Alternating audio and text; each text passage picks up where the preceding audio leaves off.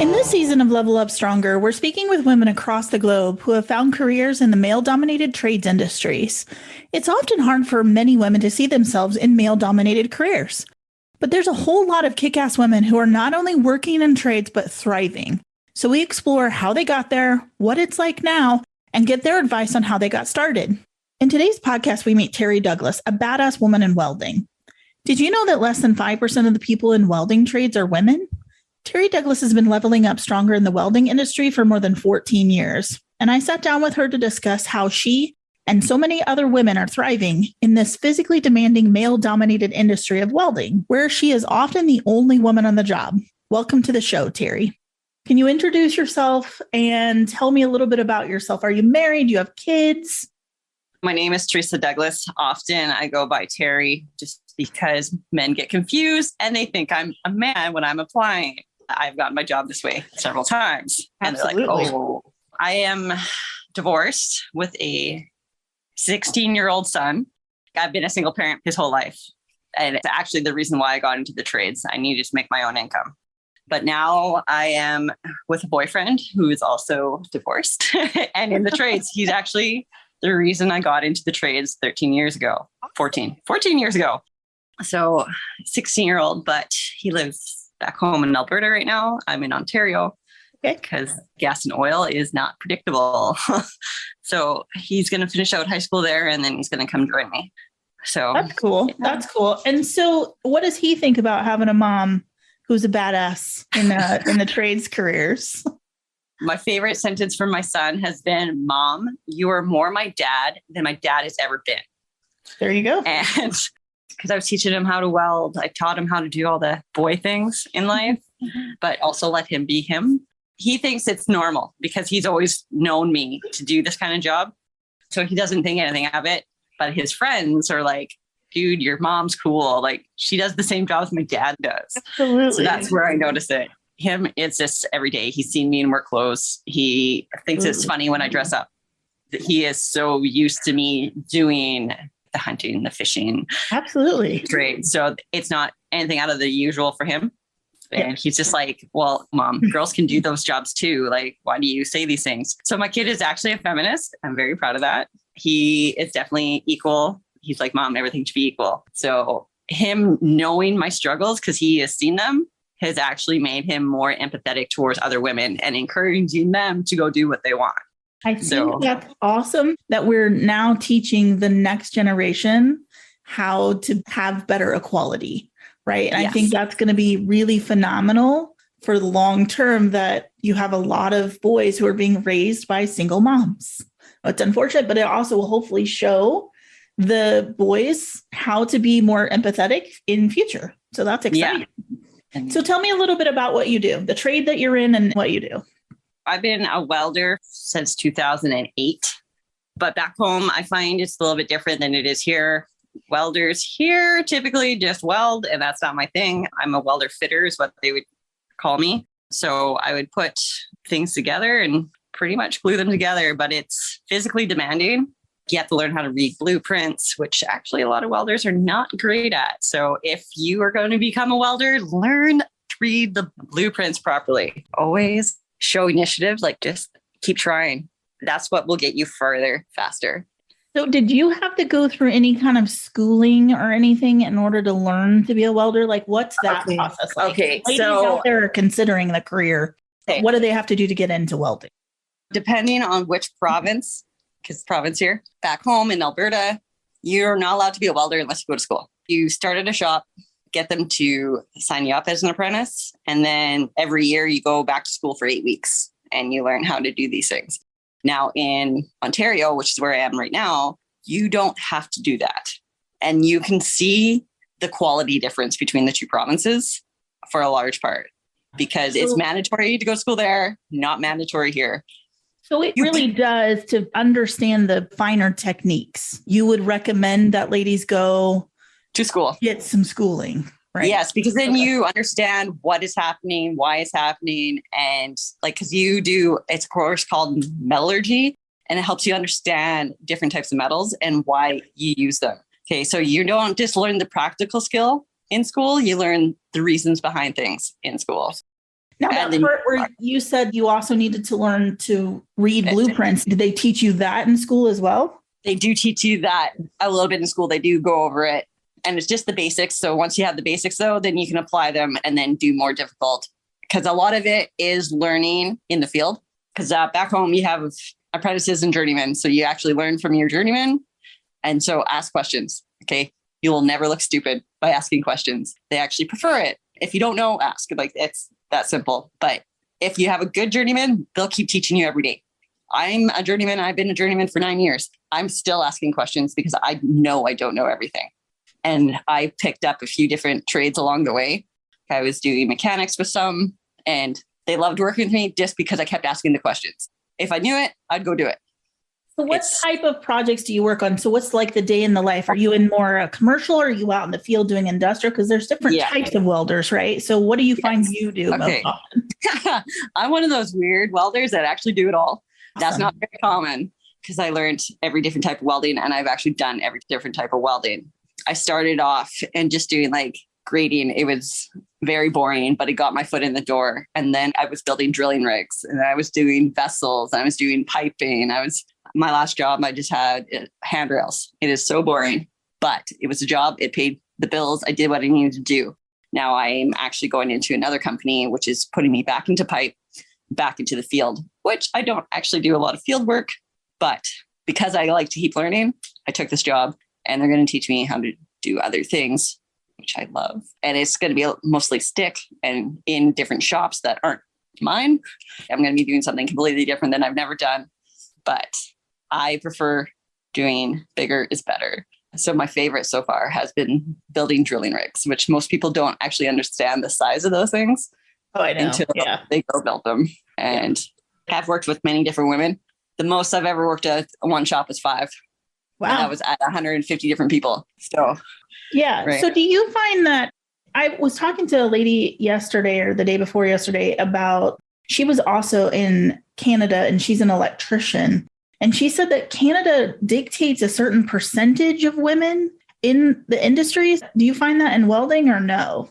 No, in the shops I've been at is if you're applying and you have the skill, then you're hired. Your gender doesn't matter. Gotcha. Okay, good. There has been shops where I had to change my name and confuse them. And once I weld tested, they had to give me the job because I was the better welder. So that's why I have 2 names. And depending on who I'm applying for, it will dictate which one is on my resume. Do you find that happens a lot? Like, I know gender bias is one of the biggest concerns most women have going into these careers, is that there is this huge gender bias that women can't do the same thing or can't do this job. I feel like my questions during an interview are different than they would be. And I also know that they're not allowed to ask me these questions, but I also know if they ask them and I don't answer them, that is an answer. So even though they're not allowed to, I still answer the questions, even though they're gender biased. Like I found in Ontario, I've actually had a lot more callbacks than I ever did in Alberta, because just the difference, like we're booming here in Ontario right now, but they're a little more liberal. So they're a little more equal than back home. But I've only had one job that were like, oh, you're female. And they were really surprised. And then that I could weld better than the guys. Absolutely. But like I said, the question's different. Do you have kids? Now, I know men don't get asked this question. No, they don't. And it's unfortunate that the assumption is that if you have kids, that you will somehow be less attentive to work, or I don't know what exactly I actually know that is. Ask it. Yes, it is women typically when your kid's sick. Which one of you is staying home? The woman. Yeah, absolutely. I was like a single parent, so of course it was going to be me. I was like, if I was a single dad with the kid full time, I'd be missing the same amount of time. So that doesn't really. I've been fortunate. I have a lot of companies that were very family orientated and understood. That is not very common. My other question I get is, hey, can you lift that 50 to 100 pounds? Yeah, I can. I'm like, I know you don't ask guys that, but I know you're not allowed to ask me a lot more than 50 pounds, but I can lift more than 50. But absolutely. They're like, and so I find that guys that are hiring women for the first time are very confused on what we're actually capable of. I've been in this trade for a long time compared to a lot of women. yes, I am stronger than most women. So I don't understand why you're asking me these questions, because you would be asking a guy these, but I'm going to go ahead and answer them. Do you find that companies are okay from an equality standpoint, or do you face challenges there as well with the company culture?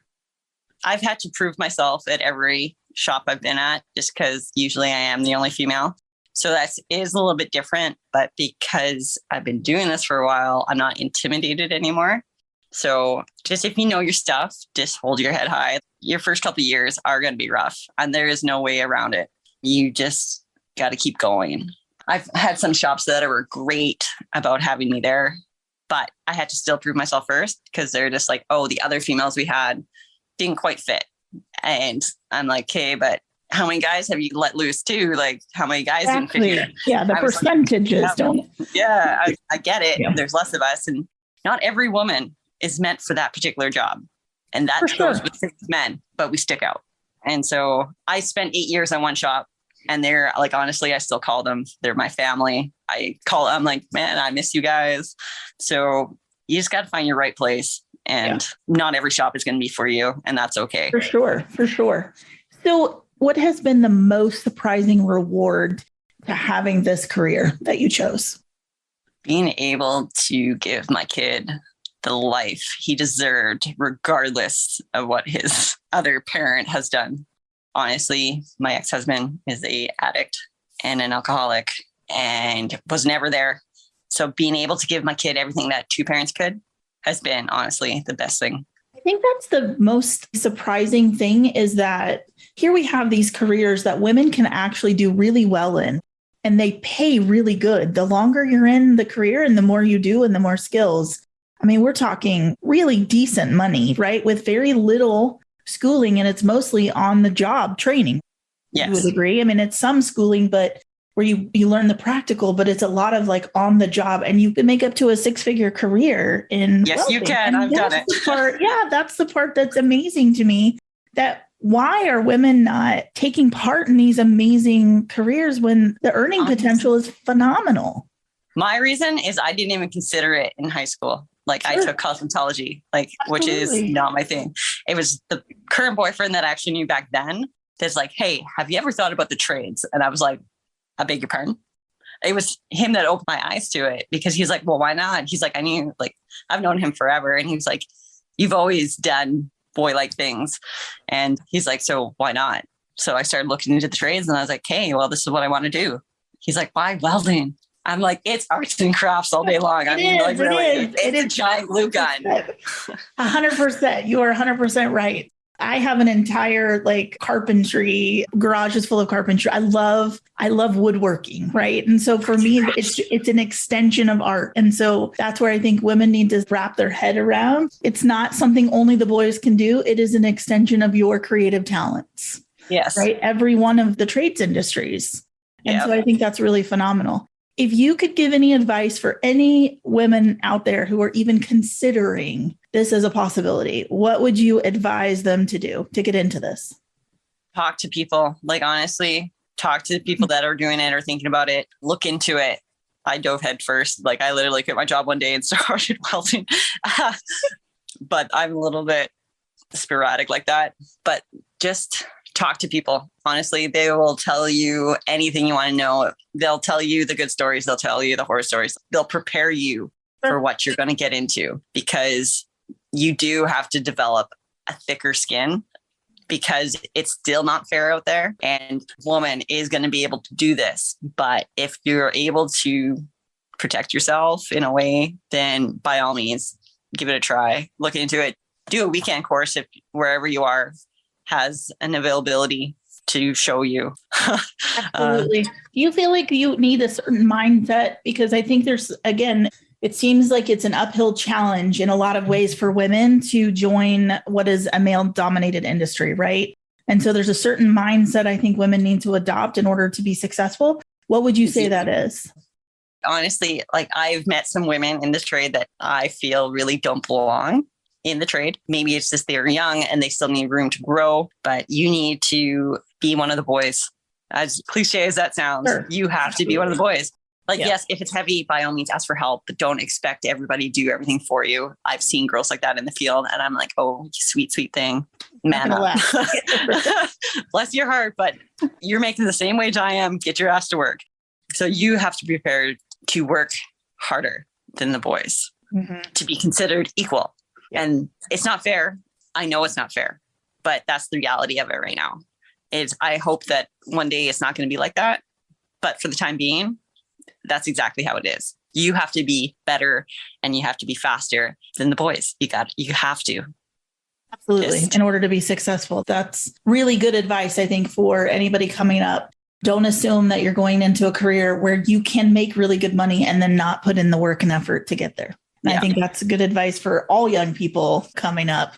Regardless of where you're going to be, you have to put in time and effort. Absolutely. Absolutely. Well, sounds good. Hey, I really appreciate you doing this and talking with us, because I think the more that we shed light on what possibilities exist in these careers, the more we show women are in these careers and they're being successful, the more we can get young women to even consider going into this, or look at even women midlife wanting to make a career change so they can provide for their families.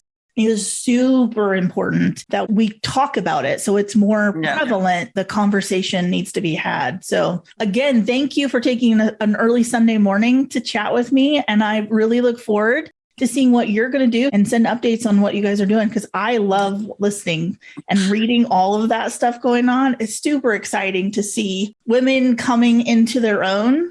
It's just great.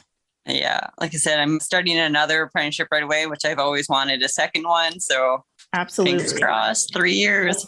And I'm coming up to 40 and I'm still wanting to learn more. Absolutely. Yes. Yeah. By far, never say no to anything. That's always been my advice to everybody. Just say yes and figure out how to succeed in whatever it is that you want to go after. That's funny, because that's exactly how I ended up in Toronto. Absolutely. Sometimes you just I have said yes to some weird stuff over the last 15 years, and I started at the bottom and ended up as the COO. The trajectory of how that happened over the years is just crazy sometimes to look back on, because you just keep saying yes and figuring out how to plug yourself in and live in a world that wasn't necessarily geared to help women. You succeed and just do your best every day. Welding is a male-dominated industry with less than 5% of women in this career. It commands skill and perseverance, and for women in the trades like Terri, it sometimes means that you have to work 10 times harder to gain the respect you deserve. Seeking out a career to enable her to give her son the life he deserves was a driving force for this career-minded mother. Terri Douglass didn't let gender bias get in the way of her success and is definitely leveling up stronger in her career as a journeyman welder. She is just one example of women thriving in the trades and making a great life for herself. And by joining us today, she's helping other females see themselves in similar paths. At Level Up Stronger, we're striving to help women improve their lives, provide for their families, and build a career. And what better place than the trades, where women can be recognized for their competence, expertise, courage, and craftsmanship. We encourage all women to consider these industries. Talk to women in your field like Terri.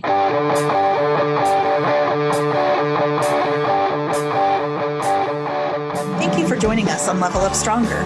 For references to resources mentioned in this episode and to receive updates on future podcasts, check us out on social media or at levelupstronger.com. And remember, each time we take risk, educate ourselves, and apply what we've learned to our lives, we level up stronger. Each time we level up stronger, we have the opportunity to reach back and contribute to someone else's success too.